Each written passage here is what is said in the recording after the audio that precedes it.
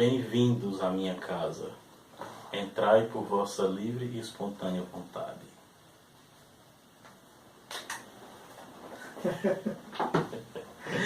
As consequências disso vocês vão ver aqui com a gente, de acordo com Bram Stoker em seu Drácula.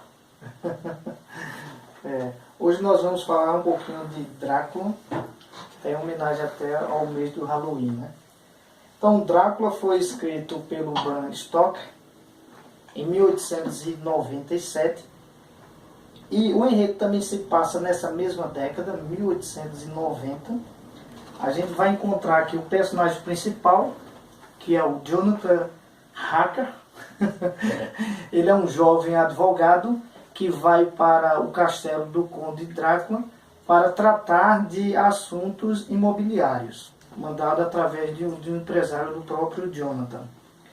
E ele se depara num castelo totalmente gótico, né, assombrado, lógico, e começa a perceber que o anfitrião não é um sujeito normal, não, né? Ele começa a ver algumas situações assim horripilantes, como por exemplo, num belo dia ele observa que o anfitrião está subindo uma parede com agilidade incrível. Aos poucos ele vai percebendo que o Drácula realmente é um vampiro, é um cara totalmente sobrenatural, e está ali refém daquele personagem, né, daquele anfitrião. O Drácula, ele se alimenta, né, do sangue, ele se rejuvenesce por isso, e a cada vez que ele está assim, vamos dizer assim, carente dessa situação, ele vai em busca de pessoas para sugar o sangue. No castelo vivem 3 vampiras, que elas a todo momento tentam assediar o próprio Jonathan. E há uma grande interpretação nesse sentido, que vai pôr em jogo até o papel da mulher, né, da mulher do século XIX, em especial a mulher vitoriana. Porque a mulher vitoriana, como a gente sabe, ela tinha 2 funções. Ou ela era uma virgem, representando assim a pureza, ou ela era esposa e também mãe. Se ela assumisse uma função diferente disso, logo era tratada como uma prostituta e assim estaria fora de toda a sociedade. É interessante esse jogo que se faz em relação à mulher pura, à mulher vitoriana, que o próprio Drácula, personagem, e também o livro, vai assumir em defesa desse tipo de mulher. Então, enquanto a mulher vampira representava a questão do amor, do sexo, da sedução, a outra mulher, ela representava essa pureza espelhada no retrato da própria momento vitoriano. Inclusive o Drácula, quando vai a Londres, ele consegue seduzir a Lucy, né, que é uma moça que tem 3 pretendentes, né, 3 candidatos a noiva. Então ele consegue seduzi-la, ela é sonâmbula, né, ela em uma noite de sonambulismo ele consegue possuí-la e gravar o dentro na jugular dela. E a Nina, amiga dela e noiva do Jonathan, vê a cena, né? Exatamente. E aí você tem esse jogo, né, no romance. A Lucy, que é aquela mais liberada, né, que é uma predadora, né, sexual, vamos dizer assim. Enquanto que a Nina consegue ficar recatada, né? Caixa. A Nina, ela é realmente o símbolo da mulher vitoriana. Tanto é que ela é preservada. Apesar dela ser atacada muitas vezes por Drácula, ela não consegue se transformar, ela não chega a ser transformada numa vampira. Enquanto que a Lucy consegue, né? Chega um momento que realmente ela se transforma em uma vampira, começa a atacar até crianças. Ela é presa pelos amigos do Harker e arrancado a cabeça dela, jogada fora, colocada alho, né, dentro, né? E ela realmente... quem traz assim. Essa ideia é o Van Helsing, né? Exato. Que seria apesar do Jonathan Harker ser o personagem principal, né?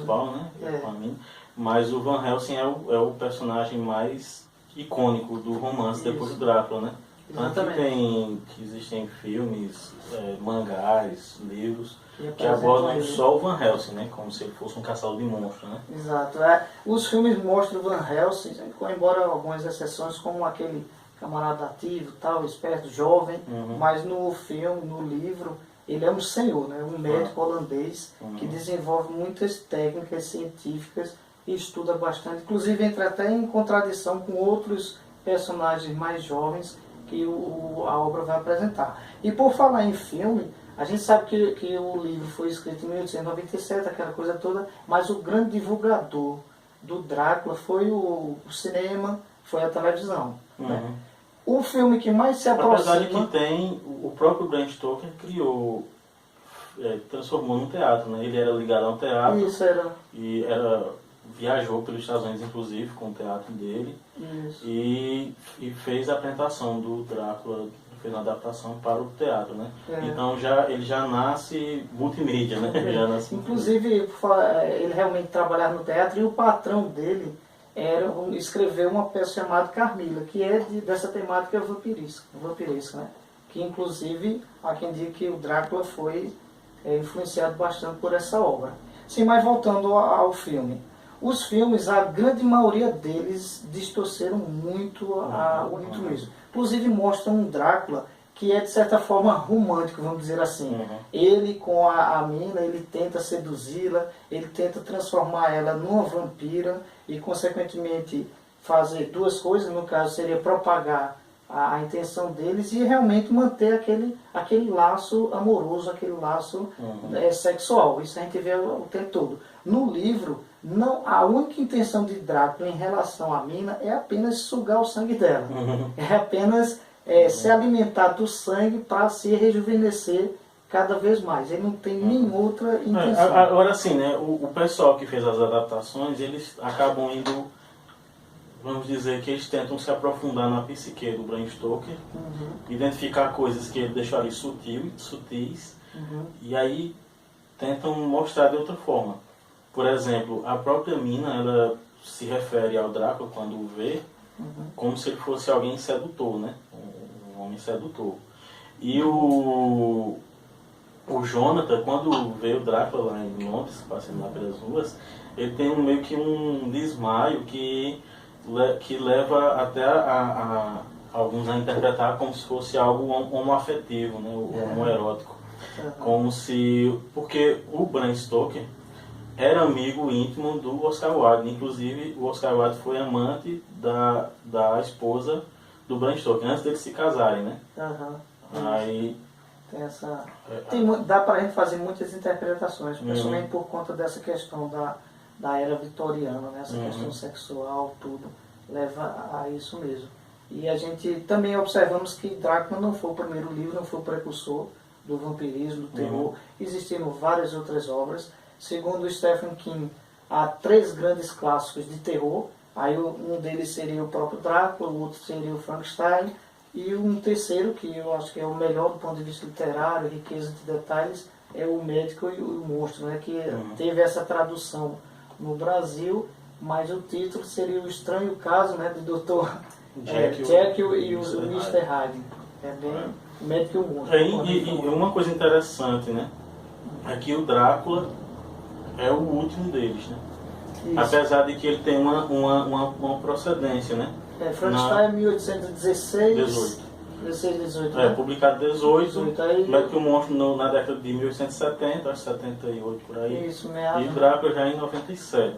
Finalzinho mesmo. O Drácula é quase um século posterior ao Frankenstein. Mas o Drácula se tornou tão icônico que ele acaba tendo uma ascensão em cima dos outros, né? Tanto que todas as adaptações, inclusive cômicas, em que se faz, o Drácula é sempre o chefe, né? Você vê, por exemplo, nos desenhos Hotel Transilvânia, né? Que o Drácula é o chefe do hotel.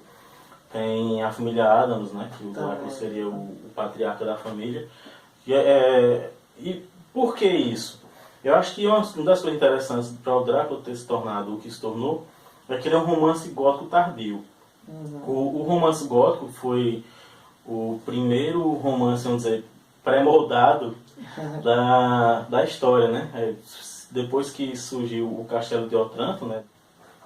O Walpole, o Castelo de Otranto é já no final do século XVII, né? E ele é gótico justamente porque o castelo a arquitetura dele é gótica. A arquitetura, né? Ele é realmente tardio. E o que acontece? o romance gótico ele se torna muito famoso, mas depois de um determinado tempo ele sai de moda, né? As pessoas começam a achar que não faz muito sentido mais ficar acompanhando aquilo.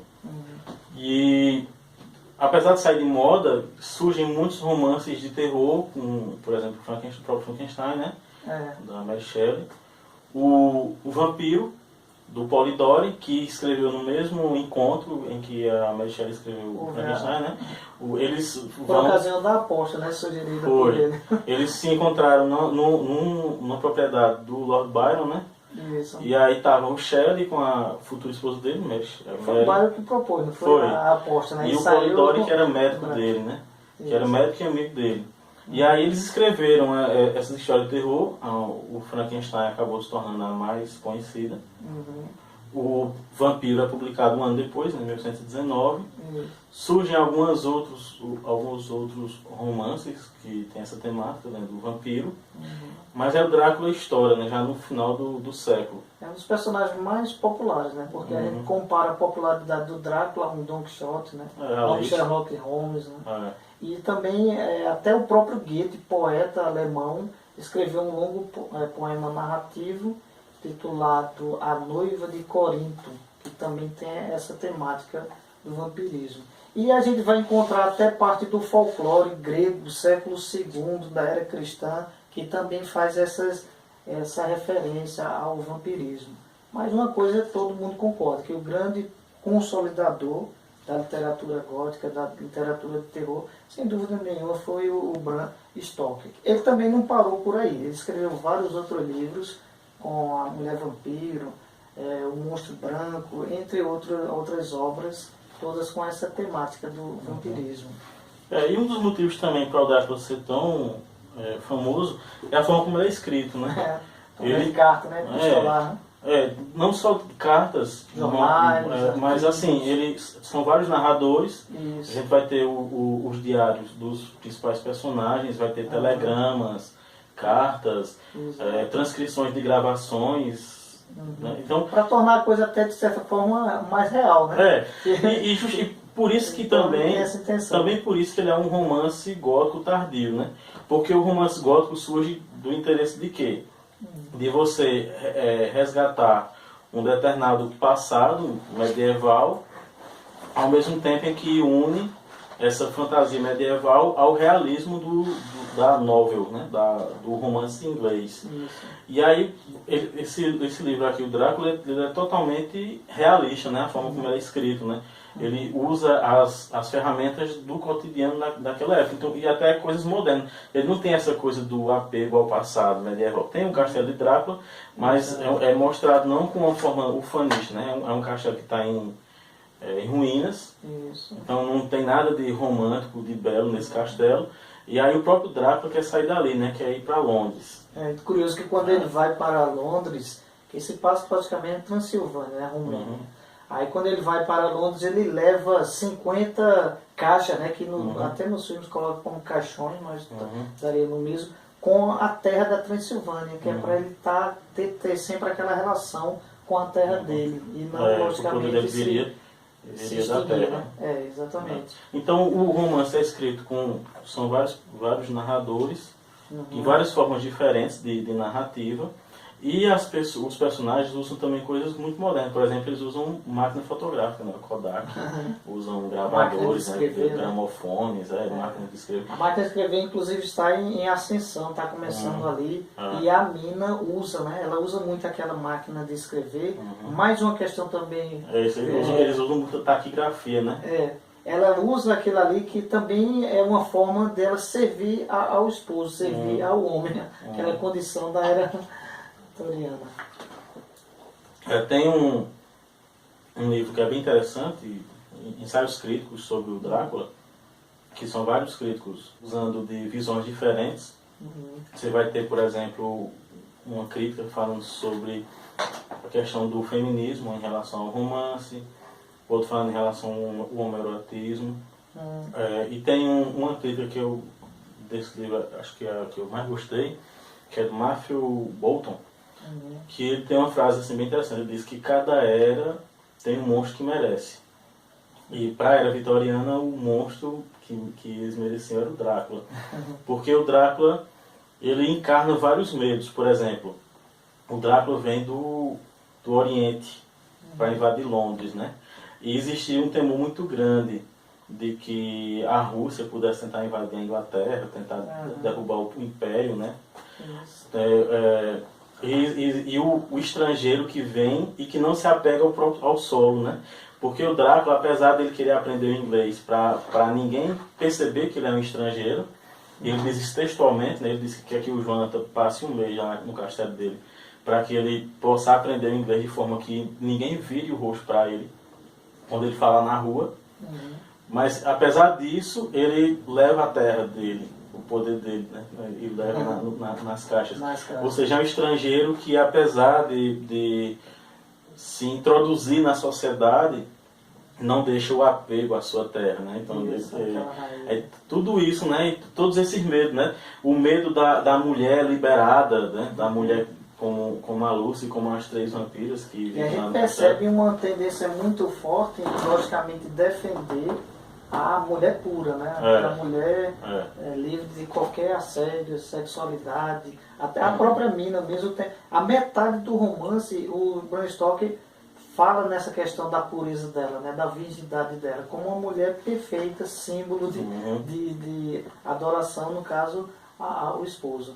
E fala, inclusive, você fala nessa questão toda do realismo que é em torno do próprio Drácula, ele é inspirado numa pessoa real, né? O príncipe Vlad, que é da Romênia. E o nome do Drácula é Vladimir, né?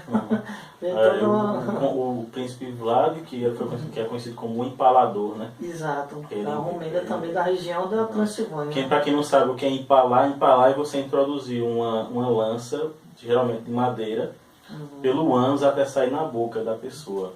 E esse cara era conhecido por um empalador, porque ele gostava de matar o povo assim, né?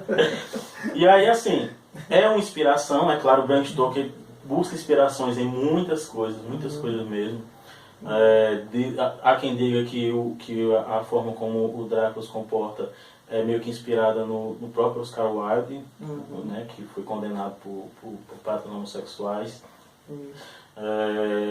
Ele pegou uma cadeia, inclusive, né? Foi preso por causa disso. E ele é julgado, aí o Bram Stoker meio que se afasta dele.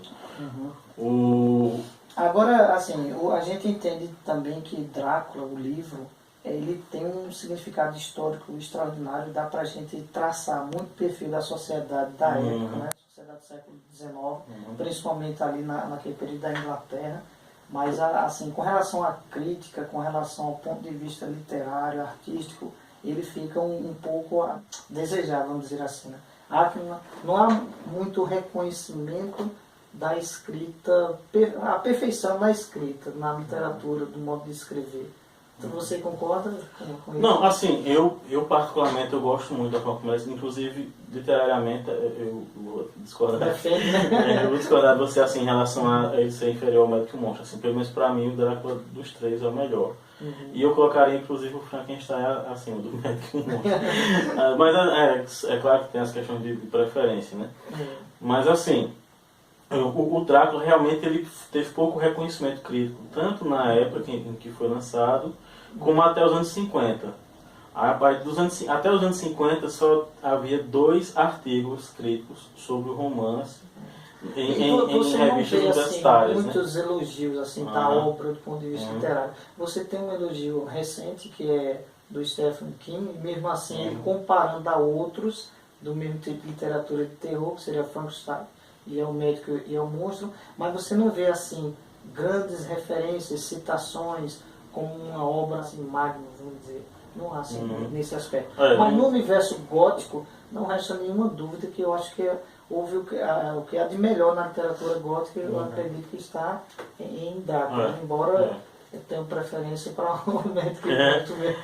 É uma questão de gosto, né? Gosto, mas assim, depois dos anos 50 até os anos 90, surgiram 68 artigos escritos em revistas literárias, assim, no caso de professores universitários, né?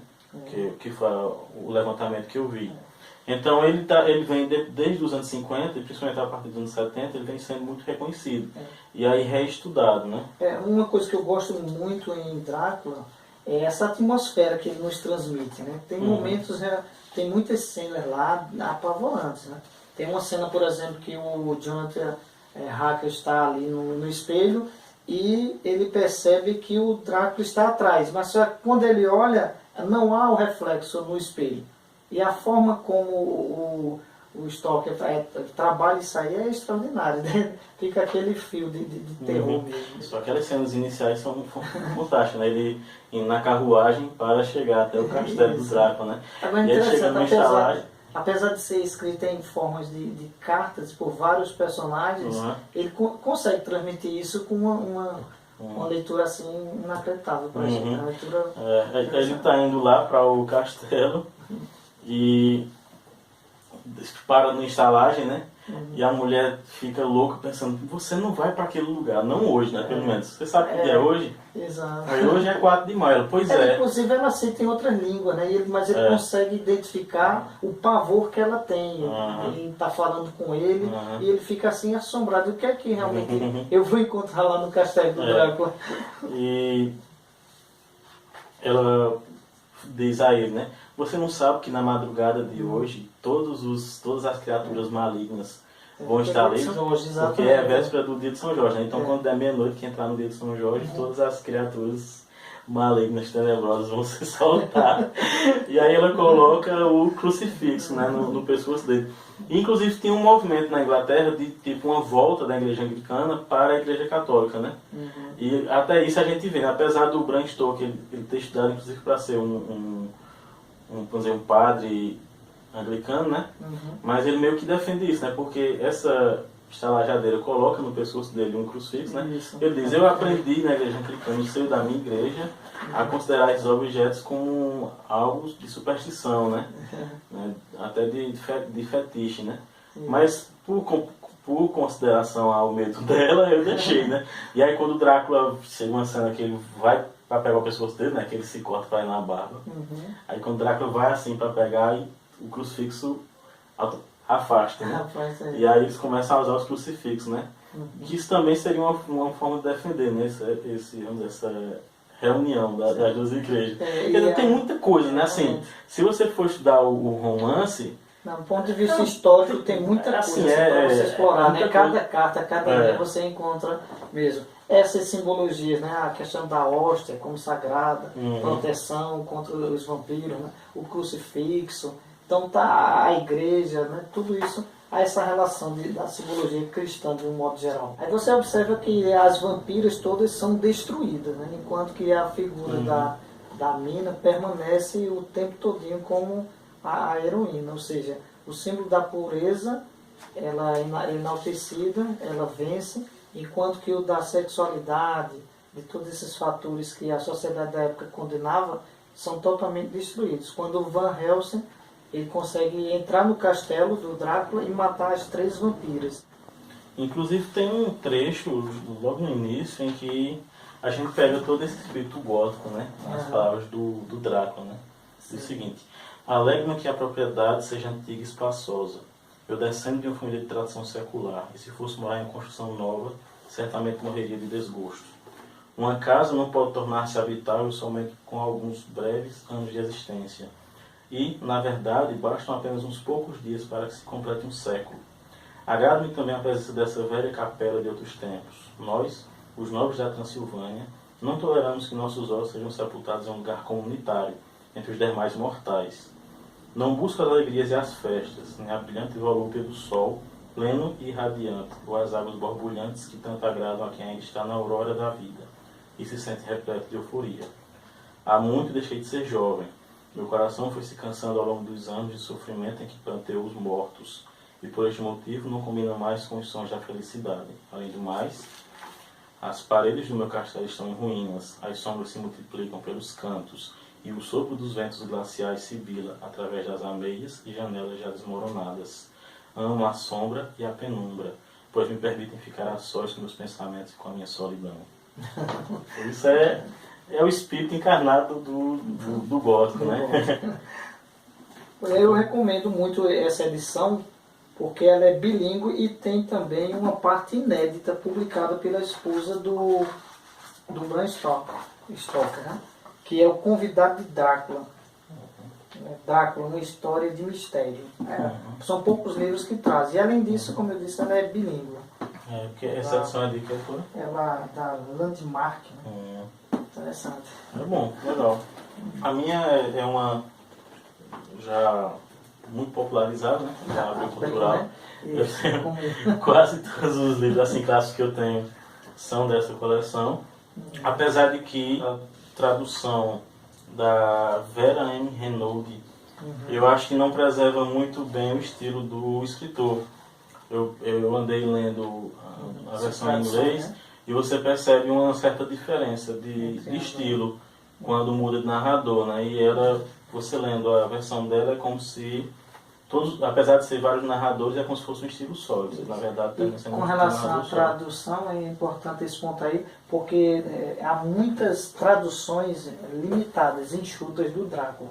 Eu já vi edições de 100 e poucas páginas. Essa minha aqui tem mais de 300 páginas e as letras são pequenas, você observa. Então, vai chamar a atenção com relação a isso. Adaptações pequenas. Ler o texto integral, né? O original, como você... Pois é, leiam o Drácula e vamos curtir o filme de Halloween enquanto o terror não entra na nossa vida na realidade. Cuidado com a noite tenebrosa, né? No dia de hoje, né? Muito bem, moço. Valeu.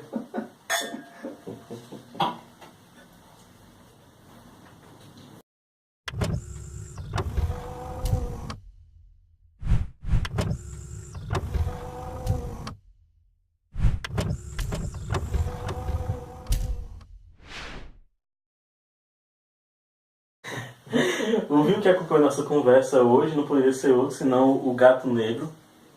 Esse aqui é o Cabernet Sauvignon, safra 2016. E aí, Ivaldo, o que é que tu achaste desse vinho que é famoso, nesse vinho chileno? Exato. O Chile tem uma tradição muito grande, né, com relação aos vinhos. Eu gostei. Ele tem um teor alcoólico de 13%. É aconselhável tomá-lo entre 16 a 18 graus. E gostei. Bom, a cor dele é um rubi, né, escuro. Dá pra ver claramente. Quase sangue, né? Que merece, né? Com essa cor sobre o Drácula, claro. Quando vocês virem a viscosidade do vinho na taça, né, quando demora a escorrer a lágrima, é porque ele tem um bom teor alcoólico. Isso quer dizer que esse vinho aqui, apesar de ser um vinho jovem, ele pode ser guardado por 4 anos, 4 anos e meio, sem o risco de estragar. Os taninos são substâncias que estão presentes na casca da uva, no talo e também nas sementes. E eles deixam essa sensação de secura na boca. Mas apesar da Cabernet ser a uva que mais tem taninos na casca, esse vinho aqui passa por um período em barricas de carvalho, né, e decantando. Aí ele decanta os taninos, então ele não deixa essa sensação muito forte de secura, não. O vinho fica suave, né, tem um bom peso na língua, ele não é muito pesado. Porque geralmente os Cabernet Sauvignon, ele tem uma astringência muito grande. E quando ele não passa por esse processo das barricas ou barris de carvalho, que são processos maiores, aí dá essa sensação melhor, né? Você toma e o vinho torna-se bem mais agradável, né, no paladar. E aí, Amos, qual seria a quixotada desse vinho? Para mim, 3 estrelas. 3 estrelas, eu considero que seria um pouco melhor, eu daria 3,5. 3,5? Então vamos arredondar, né? A quixotada desse vinho é 3 estrelas e meia. A gente se vê no próximo Quixotado, o seu programa de literatura e de vinhos. Sempre acompanho, no finalzinho sempre um vinho pra gente comentar.